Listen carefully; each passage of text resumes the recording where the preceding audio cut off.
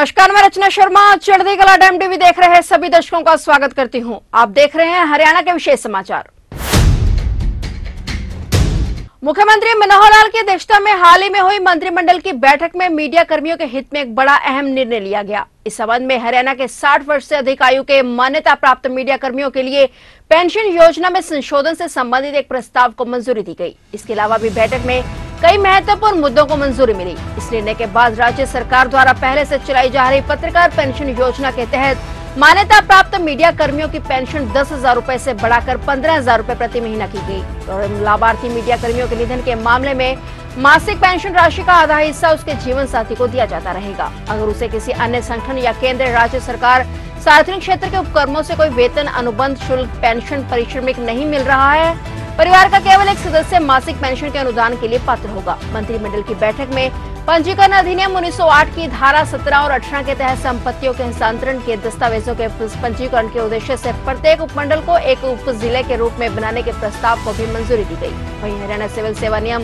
2019 के तहत मृत पुलिस कर्मियों के 50 आश्रितों को क्लर्क के पद पर नियुक्ति प्रदान करने के संबंध में एक्स पोस्ट फैक्टो मंजूरी प्रदान की। सीएम ने बताया कि मध्यम और कम क्षमता वाले शहरों को तेजी से विकसित करने के लिए दीनदयाल जन आवास योजना में किफायती फ्लैटेड हाउसिंग नीति 2016 के खंड 2 और 1 में संशोधन को मंजूरी दी गई। इसके अलावा मुख्यमंत्री ने बताया कि हरियाणा में यात्रियों के लिए सुविधा बढ़ाने के उद्देश्य से राज्य में स्टेट कैरेज बसों के किराए में 5 रुपए तक के किराए को राउंड ऑफ करने की मंजूरी दी गई। इससे न केवल टिकट जारी करने की प्रक्रिया सुव्यवस्थित होने की उम्मीद होगी, बल्कि आम जनता के लिए अतिरिक्त सुविधा भी प्रदान की जाएगी। मुख्यमंत्री ने पत्रकार वार्ता के दौरान एक क्लिक से बाढ़ प्रभावितों के खाते में मुआवजे की 5,90,99,000 की राशि ट्रांसफर की। बहुत से हमारे ऐसे क्षेत्र हैं जहाँ है तो वो रेजिडेंशियल एरियाज, कोर एरिया जितना भी शहरों का रहता है, पुराने जैसे क्षेत्र हैं, उस पुराने क्षेत्रों में जैसे मान लो डीएलएफ के एरियाज़ हैं, उनमें मानो और भी कुछ इस प्रकार के क्षेत्र जहाँ म्यूनसिपैलिटी के अंदर उनको रेजिडेंशियल की बजाय लोगों ने कमर्शियल यूज़ करना शुरू कर दिया है। मॉल टाउन्स खास करके तो सारे आधे से ज़्यादा कमर्शियल बन गए। बहुत समय से ये विचार चल रहा था कि आखिर इनका कोई रास्ता निकालना पड़ेगा कि अब उनको इतने सारे कमर्शियल उनको हटा नहीं सकते, वापस रेजिडेंशियल ला नहीं सकते, तो उनको एक मान्यता दे करके एक नीति बनाई जाए, पॉलिसी बनाई जाए। तो वो पॉलिसी आज हमने बना दी है। उसके अंदर जैसे बूथ हैं, दुकानें हैं, सेवा बूथ हैं, तो ऐसा जो एरिया है उसके अंदर जैसे दुकानों में बेसमेंट बना ली और ऊपर, ये 2 अलग अलग हैं उसमें। एक तो है जो बेसमेंट और ग्राउंड फ्लोर को सेकंड फ्लोर बना लिया, फर्स्ट फ्लोर बना लिया, उनकी मान्यता देना, क्योंकि वहाँ हमारे है तो इलीगल कंस्ट्रक्शन थी, लेकिन मान्यता देनी है तो उसकी कोई पॉलिसी बनाई जाए। एक तो हमने वो पॉलिसी बनाई है और इसमें बूथ की जो पहली मंजिल बेसमेंट या जो भी निर्माण हुआ है, इसमें लोग 31 मार्च 2024 तक करके और उनको रेगुलराइज करा सकते हैं। उसके जो चार्जेस हैं वो कुछ फिक्स किए हैं, उसने चार्ज दे देंगे। अभी तक उसके अंदर बहुत बड़ी संख्या, बड़ी मात्रा में पैसा लगता था, उनका जो पेनल्टी एंड इंटरेस्ट, वो सारा कंपाउंडिंग फीस भी बहुत ज़्यादा थी, तो उसकी फ़ीस थोड़ा रेगुलराइज करके और उनको हमने कहा कि वो रेगुलराइज करा लें, ऐसे बाजार जितने भी सारे हैं। दूसरा वो जो मैं पहले बताया कि रेजिडेंशियल एरिया में कमर्शियल जिन्होंने बना लिया, इसकी पॉलिसी ये ठीक है कि HSBP वगैरह लागू नहीं होगी, हाउसिंग बोर्ड या HSIDC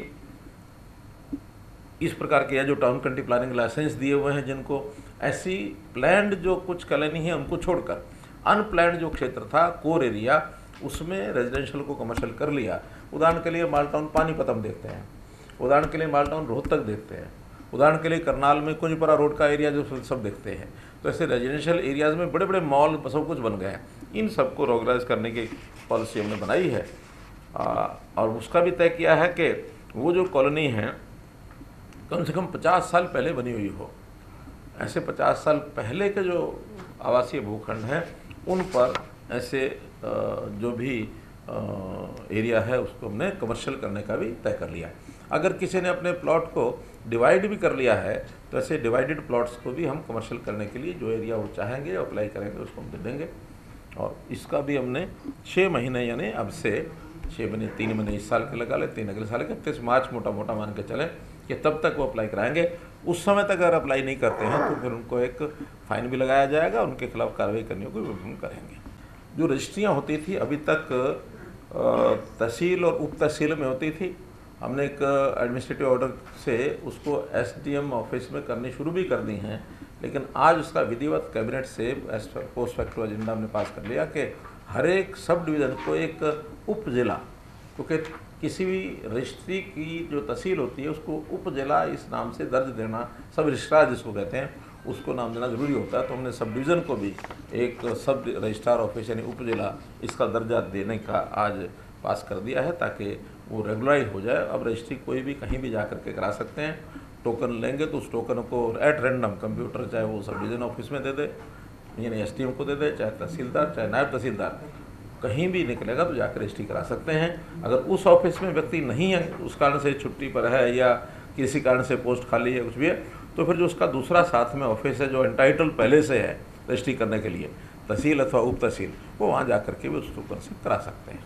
जो पेंशन हमने पहले 20 वर्ष का जो पत्रकार है और 60 वर्ष की आयु के बाद उनको पेंशन का जो 10,000 रुपये की जो हमारा प्रावधान है, और हरियाणा निवासी अथवा हरियाणा के बारे में जो लिखते हैं उन सब के लिए 10,000 की पेंशन थी, उसको आज 15,000 रुपये कर रहे हैं, इसलिए वो पेंशन 10,000 से 15,000 की जा रही है।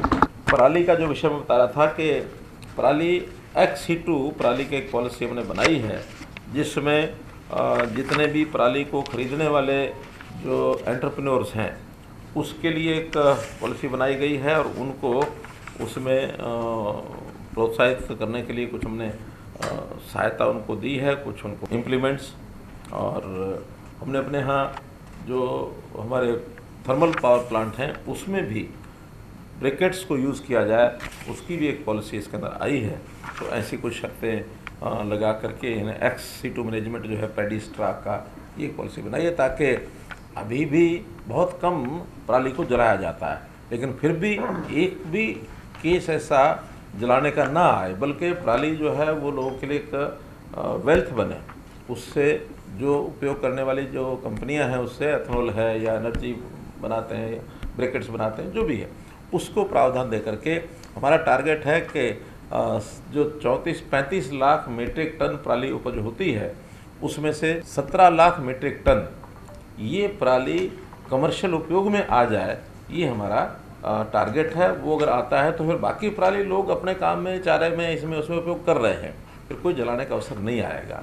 और हो सकता है कि ये रेट अच्छे मिलने लग जाए तो लोग अपने चारे वाला जो सिस्टम है उसको भी बदलेंगे, फिर सूखी पराली बेच देंगे, हरा चारा खिलाएंगे, कुछ भी कराएंगे, लेकिन ये पराली जो है आगे चल करके बहुत ही लोगों के, किसानों के बहुत फ़ायदे की एक प्रोडक्ट ये उसका ये बनने वाला है। ये पॉलिसी भी हमने आज पास की है। स्टेज कैरेज बसेस, इसके अंदर जो किराया है पहले 5 रुपये के बाद हर 1 किलोमीटर के बाद 1 रुपया लिया जाता था। आज हमने तय किया है कि अब 7 किलोमीटर तक, रादर 7.5 किलोमीटर तक भी 5 ही रुपये रहेंगे। वो जो पहले था 6 रुपये, 7 रुपये, 8 रुपये, तो अब वो 6 रुपये 7 रुपये के बजाय 5 रुपये हो जाएंगे। और अगर 8 रुपये 9 रुपये में स्लैब में पहुंच गए तो 10 रुपये हो जाएंगे। यानी दोनों तरफ हमने उसको डिवाइड कर दिया, उसका ना कोई कम है ना ज़्यादा है। एक जिसको कहना चाहिए उसकी स्लैबिंग सिस्टम ये बदला है। पहले 6, 7, 8, 9, 10 था, अब 6 और 10, 15, 20, 25, 30। मिनिमम किराया पहले भी 5 ही है, अब वो 5 ही रहेगा, उसमें कोई परिवर्तन नहीं। इसमें बड़ी मात्रा में अब लोगों ने पास लेने शुरू कर दिए हैं, जो हमारा ई-टिकटिंग का सिस्टम शुरू हो गया है। ई-टिकटिंग में 5% रिबेट हम जो एक्चुअल किराया है उसमें देते हैं। 100 रुपये का पास 95 रुपये मिलेगा। अगर 200 रुपये का पास लेना तो 190 रुपये मिलेगा। 190 में लेके 200 रुपये की टिकटें उसी इसी रेट के हिसाब से, और उसमें एग्जैक्ट कटेगा। उसमें अगर 6 है तो 6 कटेगा, 7 है तो, बल्कि 7.5 है तो 7.5 ही कटेगा। 9 रुपये 70 पैसे तो 9.70 कटेगा, क्योंकि उसमें ना लेना देना किया, अपना स्वाइप किया और पैसा कट गया। और उसमें ये जो फ्री वाले भी हैं इनको भी पास से ही चलना पड़ेगा। MSME को हम बढ़ाना चाहते हैं, तो MSME के जो बायर यानी सेलर तो MSME हो गया, बायर गवर्नमेंट भी है, अलग प्राइवेट पार्टीज़ भी हैं, तो उन दोनों की पेमेंट फैसिलिटीज़ को करने के लिए कुछ एजेंसीज आगे आई हैं। वर्ल्ड वाइड हैं वो, बैंकिंग को लेकर के और पैसे का जिनका लेन देन होता है, कोई भी वोचर या बिल एमएसएमई का है, कोई परचेजर है, तो उसके बिल को डिस्काउंट पर वो कंपनियां खरीद लेंगी। पेमेंट उधर से आएगी, जब आएगी तब आएगी। एमएसएमई को जब चाहे तब वो पेमेंट उनसे ले सकता है। इंटरेस्ट का ही, गैप का इंटरेस्ट देना पड़ेगा, चाहे वो बायर दे चाहे सेलर दे, लेकिन एक फैसिलिटेट क्रिएट हुई है। तो आज हरियाणा सरकार का और उन 3 कंपनियों के बीच में एक एमओयू हुआ है और वो एमओयू 1 नवंबर से लागू होगा। उस समय के बाद पेमेंट देने का काम वो कंपनियां एमएसएमई को करेंगी, सेलर को कोई मतलब नहीं। सेलर उनको दे देगा अप्रैल के बीच में बैंक या जैसे एक्सचेंज है, एक्सचेंज के रूप में वो काम करेंगी। तो एक ये एमओयू हुआ, इससे मुझे लगता है एमएसएमई को बहुत प्रोत्साहन मिलेगा, क्योंकि एमएसएमई के पास कई बार पैसे नहीं होते हैं। अपने प्रोडक्ट को बेचते हैं तो जो बायर है वो अपने तरीके से महीने में, 2 महीने में, 6 महीने पेमेंट करता है। अब ये जब चाहे तब पैसा लेकर के अपने काम को बढ़ाएंगे। हमारा एमएसएमई का जो शेयर है वो देश भर के अंदर हमारी पॉपुलेशन से ज़्यादा है। पॉपुलेशन इज़ 1.4% हरियाणा की, और हमारा जो एमएसएमई का शेयर है 1.5% है, और हमारी जो जॉब्स हैं 1.58% है। पूरे देश भर के जो जॉब्स एमएसएमई में हैं उसका हमारा शेयर है 1.58। हम और कोशिश कर रहे हैं इसको आगे बढ़ाने के लिए, क्योंकि एमएसएमई हमारा एक रीढ़ की हड्डी ये हमारी उस नाते से है बनी। इसी प्रकार आज हमारा जो HEPB बोर्ड है, हरियाणा उद्यम प्रोत्साहन बोर्ड, 7 में से 2 डेफर किए हैं। 5 प्रोजेक्ट्स को हमने अनुमति दे दी है, अपनी स्वीकृति।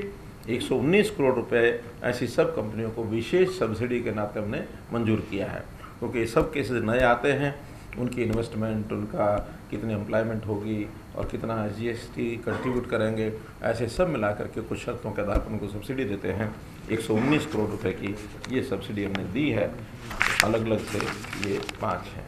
एक पॉलिसी वो भी मीडिया से जुड़ी है, और वो है कि अभी तक तो हम डिजिटल यानी इलेक्ट्रॉनिक और प्रिंट मीडिया के साथ एक फॉर्मल संबंध हमारा एडवर्टाइजमेंट का, पॉलिसी का वो सब था। एक बहुत बड़ी शिकायत कह लें, समस्या कह लें, सब तरफ से आती थी, वो थी हमारा ये जो डिजिटल मीडिया का विज्ञापन, सोशल मीडिया, यूट्यूब, ये सब, और इनका कोई रजिस्ट्रेशन, इनका कोई एडिशन, बहुत योजनाएं पाइपलाइन भी हैं, सब हैं। लेकिन आज हमने पहली बार इनकी जो विज्ञापन नीति है सोशल मीडिया पर भी, वो भी आज हमने पॉलिसी पास कर दी है। उस पॉलिसी के अंतर्गत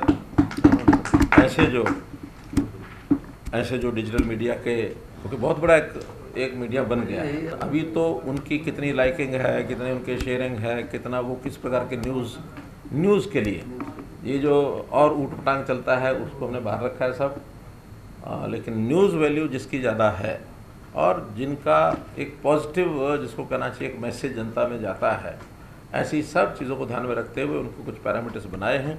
उन पैरामीटर्स के आधार पर हम प्रचारित करेंगे, तो जो लोग उसमें शामिल होना चाहेंगे, जो अपने आप को रजिस्टर कराएंगे, उनको फिर कार्ड भी दे देंगे। और कार्ड के हिसाब से फिर ये जो है कहीं भी 20, 30, 50 लोग तो चलो जेन्युइन हो गए इलेक्ट्रॉनिक और प्रिंट मीडिया के, और फिर वहाँ 150 लोग मोबाइल लेके, कैमरा भी हो तो कोई बात नहीं। फिलहाल हरियाणा के विशेष समाचारों में इतना ही, और नए समाचारों के साथ फिर से हाजिर होंगे। तब तक के लिए देखते रहिए चढ़ती कला टाइम टीवी।